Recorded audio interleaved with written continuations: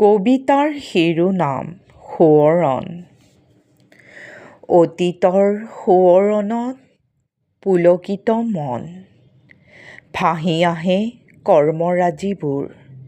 ৰোমন্থন কৰোঁ, বিশ্লেষণ কৰোঁ মধুময় নিষ্কলুষ দিনবোৰ শৈশৱৰ। পূজাৰ আগত উচ্-পিচ্ কৰে গা, নতুন চোলা নাপালে মনত লাগে ঠেহ।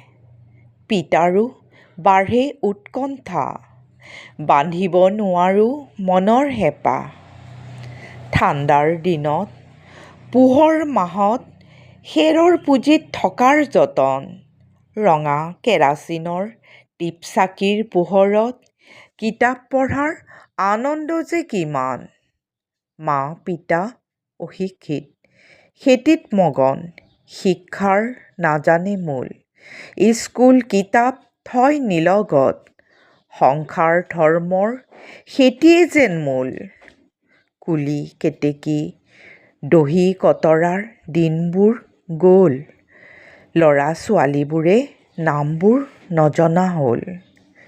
জোনাকী পৰুৱাৰ লুকা-ভাকু সাধুকথাত পৰিণত হ'ল।